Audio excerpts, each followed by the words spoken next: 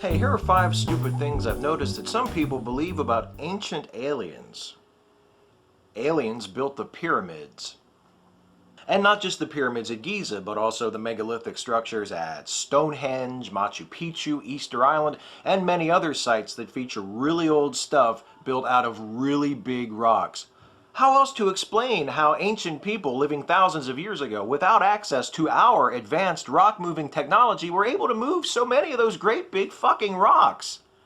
Surely it couldn't be that some ancient people were smart enough to devise methods of moving and stacking megaliths, methods which modern experiments have shown to be viable, by the way, and some other ancient people were powerful enough to compel thousands of yet more ancient people to move and stack megaliths using those methods. No, that's too far-fetched. Surely the more reasonable explanation is space people. Aliens wrote the Bible. Ancient alien proponents, like, say, Ambassador Malari over there, interpret references in the Old Testament to angels and Nephilim as ancient descriptions of alien astronauts. And Eric von Daniken, the author of Chariots of the Gods, theorized, by which I mean pulled out of his ass, that it was actually aliens, not God, who destroyed the cities of Sodom and Gomorrah with nuclear weapons. And various other people have cited aliens as the explanation for all kinds of wacky stuff in the Bible. Ezekiel's wheel, the Star of Bethlehem, the Ark of the Covenant, the miracles of Jesus. But why assume the involvement of aliens to account for those Bible stories when you can assume the involvement of humans? I have no reason to believe that aliens ever visited Earth, but I have plenty of reasons to assume that the people who were here already just made most of this shit up. If those ancient people were anything like us, making shit up was one of the things they were best at. The Nazis used alien technology. The Nazis were smart, see. They knew all about the lost knowledge of the ancients, so when they got set to start conquering the world back in the 1930s, they started conducting secret archaeological digs all over the world looking for some of that lost ancient technology. And some of what they found allowed them to recreate the spacecraft used by ancient alien astronauts to visit the Earth thousands of years ago.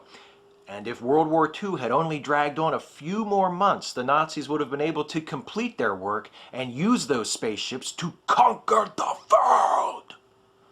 After the war, Germany's greatest rocket scientists came to work for the US space program, the ultimate result of which was the Apollo project, which put Americans on the moon starting in 1969. So you see, ancient aliens are responsible not only for the greatest engineering marvels of the ancient world, but also of the modern world.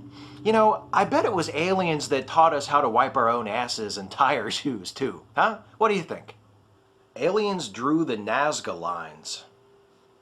Yes, advanced extraterrestrials drew the Nazca lines because apparently the Nazca themselves weren't smart enough to dig a 6-inch deep trench in the shape of a spider. Look, I don't believe in the lost knowledge of the ancients, but I must think more of these ancient people than these ancient aliens proponents do. I mean, for Christ's sake, the greatest civilizations of the ancient world were incapable of building their own pyramids, or writing their own myths, or making their own earthworks. I mean, if our ancestors were this inept and unimaginative, how the hell did we get here? I know. Aliens created humans. It's not that I dismiss the possibility of exogenesis, it's just that I have no reason to affirmatively believe that that is the explanation for the presence of life on Earth. And all these various ancient alien theories aren't much help as far as that goes. One theory pushed by Zacharias Sitchin claims that the ancient Sumerians were created by a race of alien gold miners called the Anunnaki. Now, Anunnaki is actually a term in Mesopotamian mythology. It refers to a race of gods. The Anunnaki, according to Sitchin, hail from a planet in our solar system called Nibiru. And Nibiru is another actual term, this time for Mesopotamian astronomy, that was misappropriated by Sitchin. According to Sitchin, Nibiru is a planet with an incredibly long, irregular orbit that only brings it close to the sun every 3,600 years or so. On the other hand, there's modern astronomy, which says that Nibiru doesn't exist and isn't necessary to explain any of the things that Sitchin claims it explains, like the formation of the Earth, the creation of the asteroid belt between Mars and Jupiter, the evolution of Homo sapiens, and a whole slew of religious beliefs and cultural institutions. Yeah, this one's definitely heavier. The hardest part is only picking 5. Catch you next time.